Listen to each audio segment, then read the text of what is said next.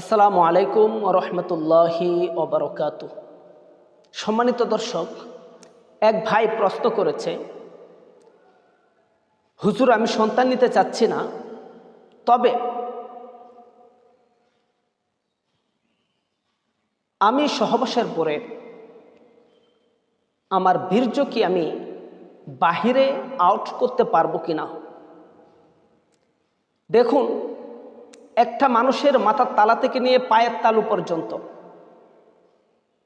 এবং তার বেডরুম থেকে নিয়ে সংসদ ভবন পর্যন্ত সব কিছুই কোরআন ও হাদিসে ভাঙ্গা ভাঙ্গা বলা রয়েছে এবং প্রত্যেকটা আলেম ওলামা এই সম্পর্কে লেখাপড়া অর্জন করে।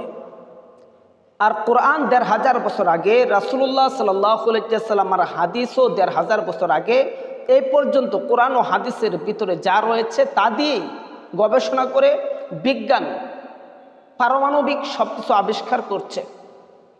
যদি এই কোরআন ও হাদিস না থাকতো তাহলে বিজ্ঞান কখনোই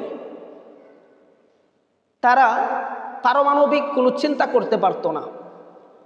তারা যা কিছু করছে সব কিছু পারমাণবিক কোরআন ও হাদিস থেকেই বিশ্লেষণ করে এটার আলোকে তারা ব্যতিক্রমমুখী কিছু তৈরি করার চেষ্টা করছে। আজকে যে মানুষ মঙ্গল গ্রহে যাচ্ছে, এটাও কোরআন মেরাজের দিক থেকে, মেরাজের কাহিনীটাকে কেন্দ্র করে তারা এটার উপরে মেহনত করতে করতে তারা এমন যন্ত্র আবিষ্কার করেছে যে যন্ত্রের দ্বারা তারা মঙ্গল গ্রহ পর্যন্ত যায় পৌঁছতে পারছে। তো মেরে মোহতারাম দোস্ত, যে কথা বলতে চেয়েছিলাম, সন্তান নিতে না চাইলে বাহিরে বীর্যপাত করা যাবে কিনা? হ্যাঁ, করা যাবে, এটা ইসলামে বৈধতা রয়েছে। তবে আপনি কেন সন্তান নিতে চাচ্ছেন না, এর যথার্থ কারণ আপনাকে উল্লেখ করতে হবে। উল্লেখ করতে হবে, এর মানে হলো থাকতে হবে। এখন আপনি এমন কিছু ভাবছেন যে আমি গরিব মানুষ, রোজ আনি রোজ খাই, আমার যদি এত সন্তান হয় তাহলে এই সন্তানদেরকে আমি খাওয়াবো কি, এই সন্তানদেরকে আমি লেখাপড়া করাবো কি দিয়ে, এই সন্তানের ভরণ পোষণ আমি কি দিয়ে করব। দেখুন, এই ধারণা যদি কারো থাকে তাহলে তাদের জন্য কোরআনের বহু জায়গায় আয়াত রয়েছে, ওমা মিন দাব্বাতিন ফিল আরদ ইল্লা আলাল্লাহি রিজকুহা ওয়া ইয়ারযুকুহু মিন হাইথু লা ইয়াহতাসিব। দুই জায়গা থেকে আমি দুইটি আয়াতের অর্থ, দুইটি আয়াত তেলাওয়াত করলাম, দুইটি আয়াতের কিছু অংশ তেলাওয়াত করলাম। তো কথা হলো, রিজিকের মালিক কে? আল্লাহ। আল্লাহ পাক রব্বুল আলামিন তার বান্দাদেরকে, তার বান্দীদেরকে কিভাবে রিজিক দান করবে এটা আমাদের কল্পনার বাহিরে।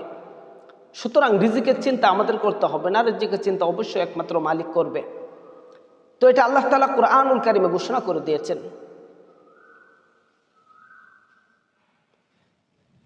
এজন্য সন্তান নিতে না চাইলে কি কারণে আপনি সন্তান নেবেন না সে কারণটা দর্শাতে হবে। অর্থাৎ এমন একটি রোগে আক্রান্ত হয়েছে আপনার বিবি যে এখন যদি সন্তান নেয় তাহলে তার জীবনের উপর দিয়া রিস্ক যেতে পারে, তার বড় ধরনের কোনো ক্ষতি হতে পারে, কিংবা সে অসুস্থ, বিশাল বড় অসুস্থ হয়ে যেতে পারে।